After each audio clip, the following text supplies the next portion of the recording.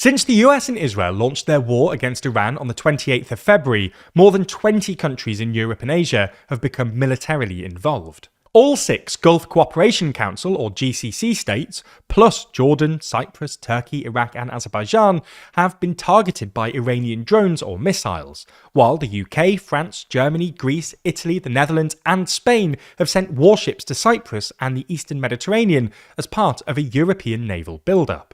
On top of that, Russia is reportedly providing Iran with intelligence to target US forces in the Middle East, while Ukraine is assisting the US and GCC countries with shooting down Iranian-made Shahed drones, which Russia has been using to attack Ukraine, connecting the two regional wars in Ukraine and Iran.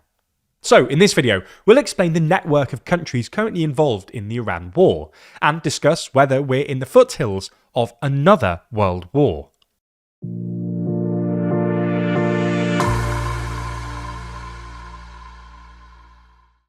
If you've read George Orwell's 1984, you might remember the book's 3 powerful superstates, covering today's US, Russia and China. In the latest issue of Our magazine, we consider how these Orwellian spheres of influence are taking shape, and whether we're entering a new age of empires. That's just one of 72 pages in the magazine, because as always, there's more to too long than you'd expect. Purchase your copy by clicking the link in the description. First, we'll look at the roughly 20 countries that are militarily involved in the Iran war. Less than 2 weeks ago, the US and Israel launched joint airstrikes on Iran, killing Iranian Supreme Leader Ayatollah Ali Khamenei and dozens of other Iranian leaders, with the stated aim of destroying Iran's nuclear and missile capabilities. According to Iran, the US-Israeli strikes have targeted over 10,000 civilian sites, including residential buildings and hospitals, killing more than 1,300 civilians so far. In retaliation, Iran launched a major regional assault, targeting US bases as well as civilian and oil infrastructure in the Gulf states, Saudi Arabia, Kuwait, Bahrain, Qatar, the UAE and Oman, as well as towards Jordan, Iraq and a UK military base in Cyprus, prompting the UK to send a warship and anti-drone helicopters to Cyprus. France, Germany, Greece, Italy, the Netherlands and Spain have also since deployed warships to the Eastern Mediterranean, continuing a European naval buildup. Then, late last week, 2 more countries, Turkey and Azerbaijan, were also apparently attacked by Iran, although we should say Iran has denied responsibility for these strikes. This might just sound like another regional conflict in the Middle East, but new developments have now linked the Iran war to the Russia-Ukraine conflict. Russia is reportedly providing Iran with intelligence to target US forces in the Middle East, while Ukraine is providing expertise in cost-effective drone interception to the US and Gulf states, to prevent the US from having to use up its expensive air defense systems. This intertwining of 2 nominally separate conflicts, the Russia-Ukraine war and the US-Israel-Iran war, is dangerous in and of itself, and has also left the South Caucasus countries of Azerbaijan, Armenia and Georgia, which are key transit and energy corridors linking Europe to Asia, caught in the middle, having to manage the heightened risks from 2 major neighbouring conflicts. This rapid expansion of the war in Iran has led to some speculation that we might be in the opening phases of a Third World War. This might sound melodramatic, but it's far from a fringe opinion.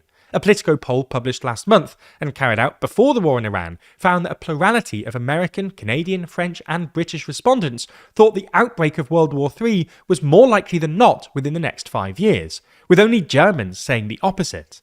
And in December, NATO Secretary-General Mark Rutte ominously warned that Europe must be prepared for the scale of war our grandparents and great-grandparents endured. There's also been some speculation that, given the US is not just preoccupied in Iran, but is actively shifting military assets from the Indo-Pacific to the Middle East, that this might encourage China to try its luck in Taiwan in the near future, which would mean large-scale wars in most parts of the world. So, is this anxiety merited? Are we really in the foothills of World War III? Well, there are definitely causes for concern. The US and Russia, arguably 2 of the world's great military powers, are now fighting what essentially looks like proxy wars against one another in both Ukraine and Iran. 5 of the world's 9 nuclear powers, the US, Israel, the UK, France and Russia, are involved in some sort of conflict, and this is all happening against the backdrop of wider geopolitical insecurity, as the so-called rules-based order breaks down. In reaction to this newfound insecurity, countries are negotiating new military alliances with one another. You see this most clearly in the Middle East, where a number of countries are worried about Israeli aggression and apparently no longer see the US as a reliable security guarantor. This seems to have at least partly motivated the recent defence pact between Saudi Arabia and Pakistan, and there are now rumours that it might be expanded to include Turkey. The Saudis have also deepened security cooperation with Somalia and Egypt, while the UAE, the Saudis' regional rival, have responded by deepening security ties with Ethiopia and India, and Israel is apparently pushing for a new so-called hexagon of alliances, which would include Israel, India, Greece and Cyprus. New alliances are a rational response to a deteriorating security situation, but this situation is also eerily reminiscent of what happened in the prelude to World War I, when European countries built complex webs of alliances in an attempt to create a stable balance of power on the continent. This is a massive simplification, but all of these overlapping alliances basically created a row of dominoes that started falling once Austria-Hungary declared war on Serbia. Russia then stepped in to defend its ally Serbia, Germany then stepped in to defend Austria-Hungary, France then stepped in to defend Russia, and Britain stepped in to defend Belgium, when it got caught in between Germany and France, triggering a world war. Nonetheless, while things clearly don't look great, a third world war isn't necessarily inevitable, for at least 3 reasons. First, nuclear weapons still function as a ceiling on escalation.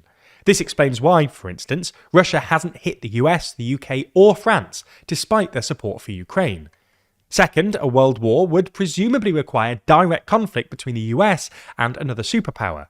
But Trump is such a big fan of both Putin and Xi that it's hard to imagine that happening at the moment.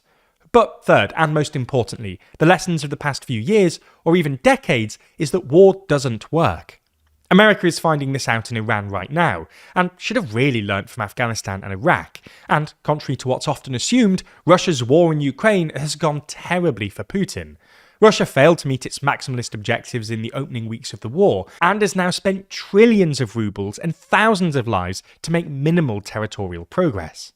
Israel has had some impressive tactical successes in recent years, but these haven't translated into long-term gains. Not only is the war in Iran not going to plan, but Hamas is still in control of Gaza, and Hezbollah are putting up more of a fight than the Israelis apparently expected in Lebanon.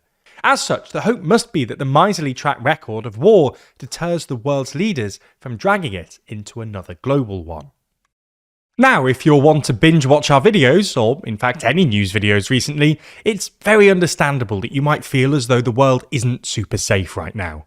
You're probably doing all you can to at least feel in control of your online security. You're adding an extra 1 or capital letter into your passwords. But is that always enough? Well, luckily our sponsor this week, NordVPN, takes your safety seriously and expertly works to protect all of your data online. It's an unfortunate reality that online scams and phishing attacks are on the rise right now. With us getting bombarded by emails from our banks, social media accounts, and constant newsletters we forgot we even signed up to, it's easier than ever to click the wrong thing. But with NordVPN's certified anti-phishing tool, you don't have to worry about your online safety being compromised, as their Threat Protection Pro feature detects at least 85% of phishing websites, blocking millions of scams every single month. Even if one slipped through and you did reach a suspicious website, NordVPN's data encryption tools would protect against a number of other attacks like malicious man-in-the-middle data breaches and intense DDoS attacks.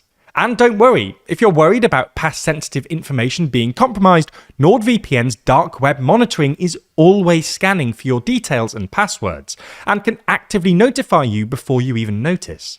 Their super handy NordPass feature will even upgrade those old passwords for you and keep them all organised and safe in one place.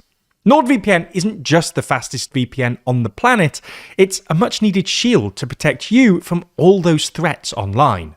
So, if cybersecurity is as important to you as it is to us, sign up to NordVPN today. Simply click the link in the description or go to nordvpn.com/TLDR, and not only will you get a massive discount, but you also get 4 extra months totally free. There's no better time to protect yourself. So once again, that's nordvpn.com/TLDR, and it's completely risk-free with their 30-day money-back guarantee.